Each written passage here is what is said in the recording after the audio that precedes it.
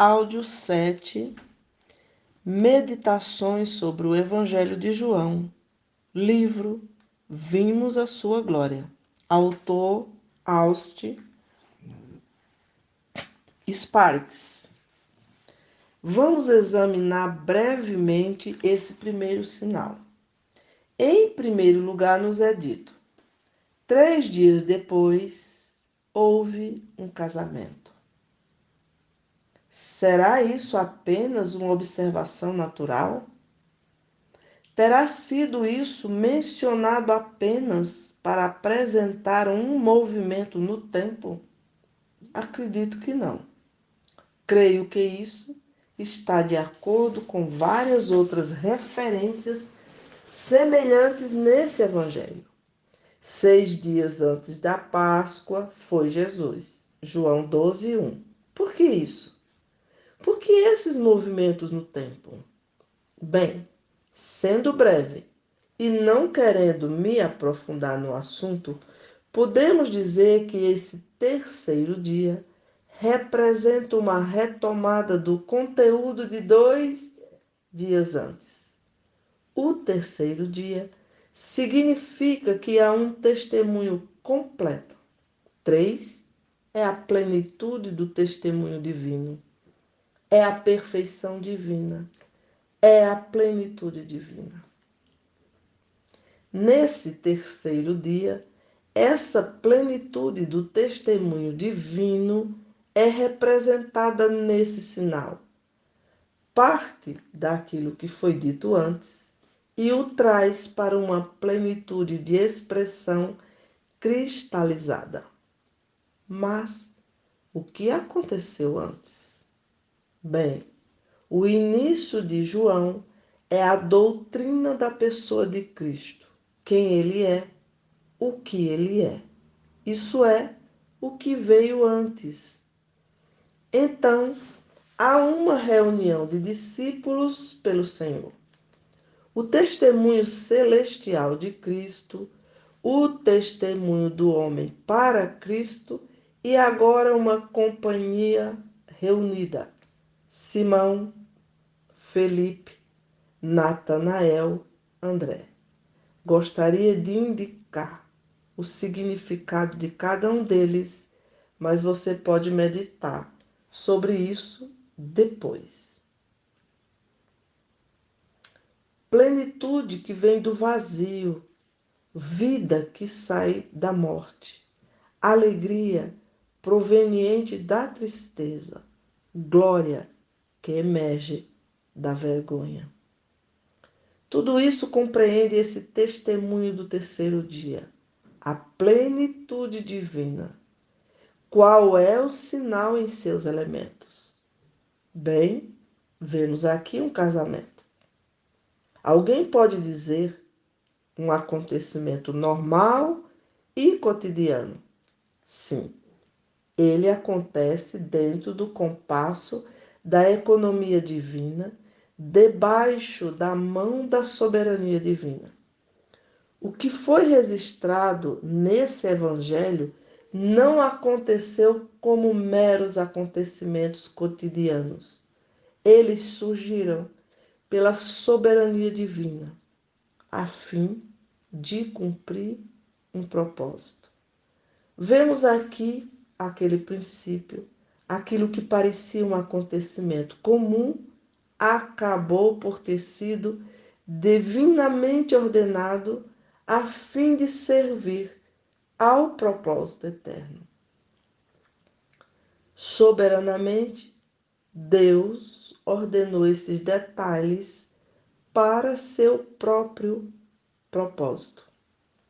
Não foi apenas por acaso ou por pura casualidade que esses fatos aconteceram, cruzando a vida do Senhor Jesus.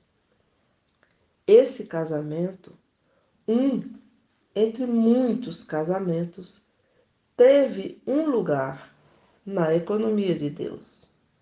Não foi sem um tremendo significado que o primeiro sinal do Senhor Jesus, pelo qual ele demonstrou sua glória, esteja relacionado a um casamento. Isso é um fundamento.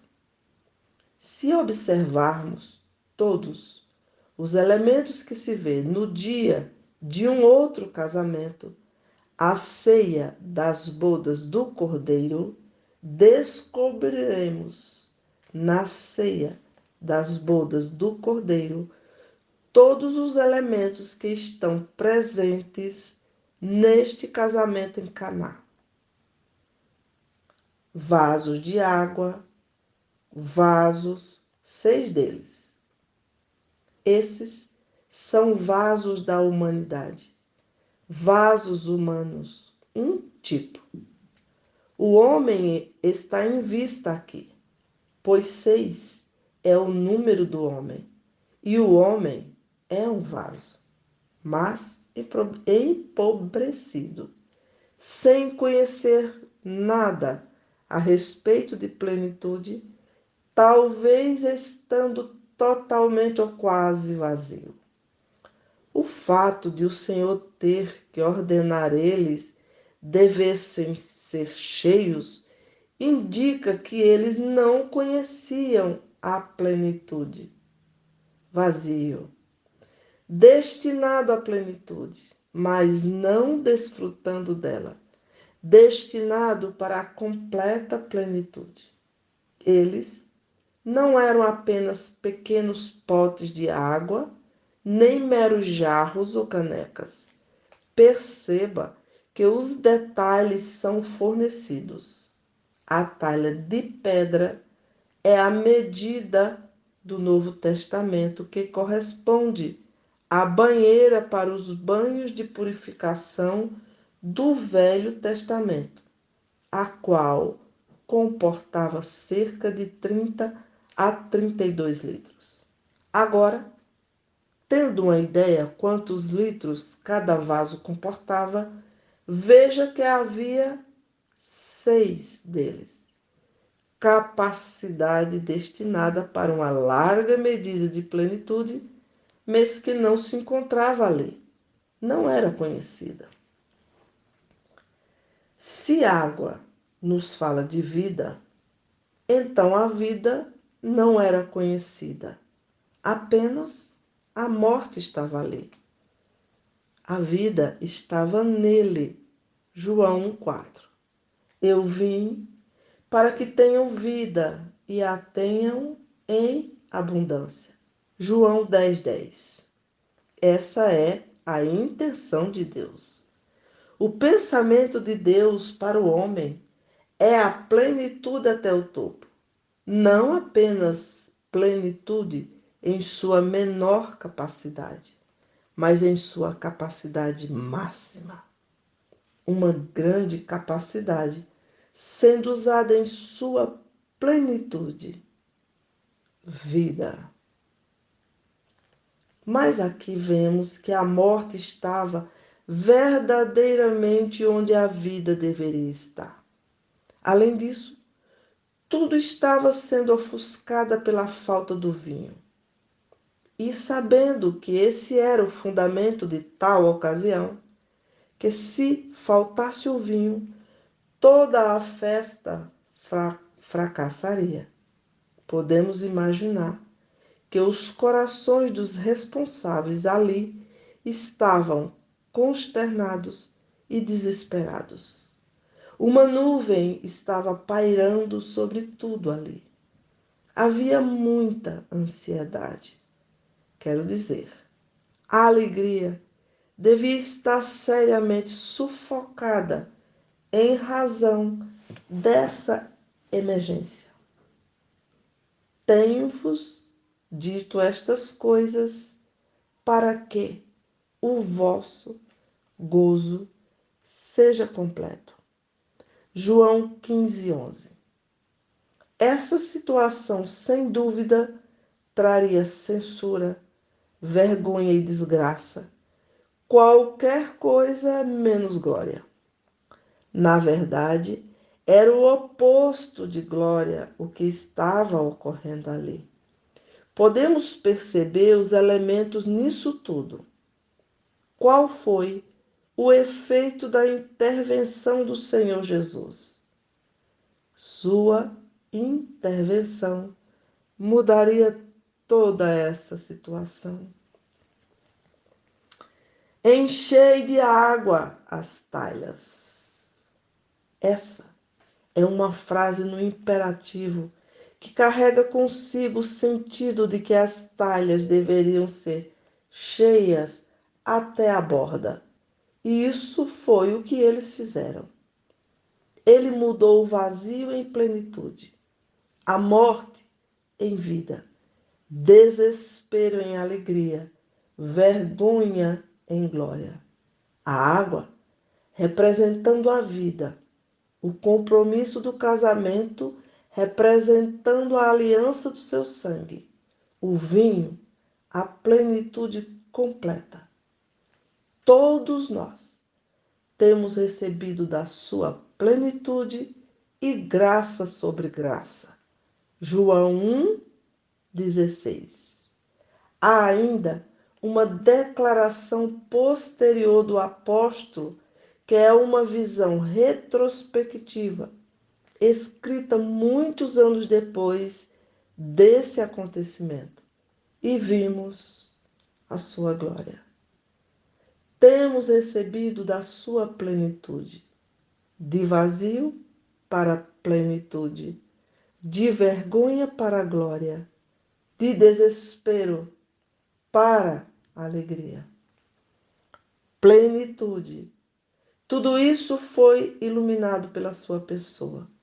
Vida, a aliança em seu sangue, a luz por quem ele era, a alegria indizível e cheia de glória. 1 de Pedro 1,8. Tudo isso são elementos desse sinal básico. Tudo está reunido aqui. Todos os outros sinais estão reunidos neste. Este sinal é o fundamento pelo qual esses discípulos foram conduzidos a um conhecimento espiritual dele. Todos os grandes princípios de ambos os testamentos estão presentes aqui. Se permanecermos com toda a questão da vida divina para a qual ele veio, a fim de que tivéssemos em abundância o dom de Deus, que é a vida eterna, descobriremos que essa é uma das coisas básicas desses sinais. Se tomarmos o precioso sangue, representado pelo cálice, que participamos na mesa do Senhor, o vinho, a base da aliança da união com Ele, quando nos é dito, Cristo amou a igreja e a si mesmo se entregou por ela. Efésios 5,25. Uma união matrimonial no seu sangue. Se tomarmos os próprios pensamentos de Deus, os quais contêm a plenitude, e como Deus sempre está e sempre esteve, ansioso para preencher as coisas, não crendo nas coisas parcialmente cheias, teríamos um grande volume, mas que no final seria a mesma coisa, a qual chamamos de a universal glória de Cristo. No final das contas, Ele está enchendo todas as coisas em seu Filho, e a igreja é destinada a ser a plenitude daquele que a tudo enche em todas as coisas. Efésios 1,23. Vasos cheios. Uma humanidade cheia até a borda com a vida, alegria, glória do Senhor, daquilo que Ele é. Isso é o que está sendo retratado aqui.